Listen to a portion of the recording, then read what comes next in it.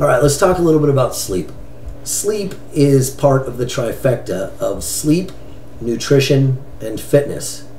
And any one of those three things can unravel all of the things you're trying to accomplish with the other two.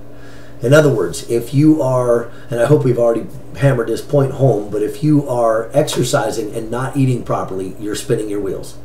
If you are eating properly but not exercising, you're doing a diet and again spinning your wheels, and that doesn't really make any sense.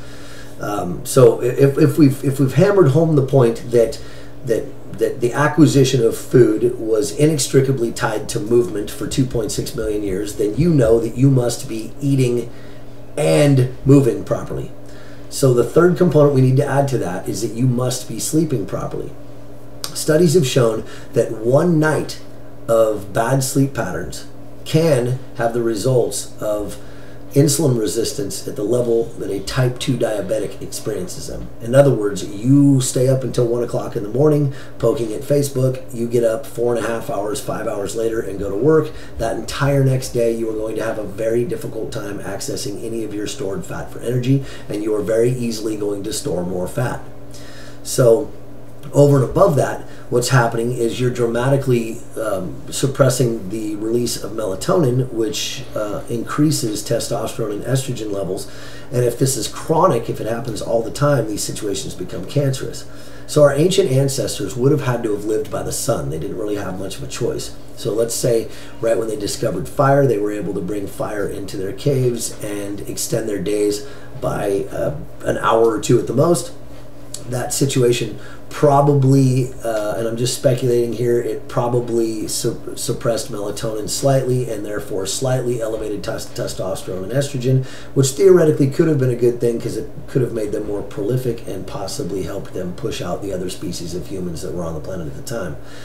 But we have the ability to go inside and turn on the lights and just continue our days on as long as we feel it's necessary, or as long as our time is being occupied, and it's basically got us in this permanent state of summer because we have long days and this excessive carbohydrate availability around. So we are constantly in a state of storage that should be preparing us for a harsh winter that never comes.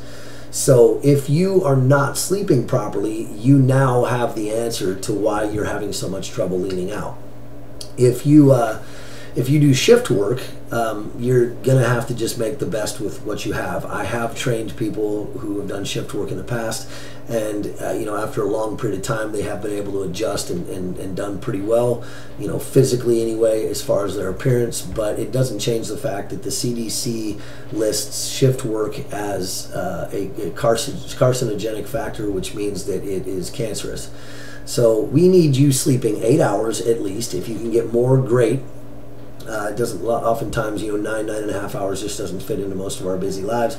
But try to get 8 hours, and they need to be the right 8 hours. So you should be sleeping, from 10 p.m. at the latest, through the night, as opposed to trying to go to bed at 1 o'clock in the morning and get up at 9. Those 8 hours are not going to be beneficial. We have these photoreceptors in our red blood cells, and our blood, even if we don't have our eyes open, we have our eyes covered, our bodies know when it's light. So that also leads us into, you need to be sleeping in a pitch black room. So when I say pitch black, I mean you even need to cover up alarm clocks.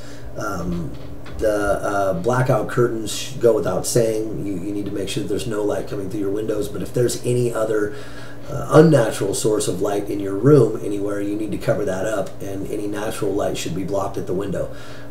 Very, very small amounts of light, like 0.02 candles, I believe, was used in some studies that I remember reading in the past, and that was enough to suppress melatonin.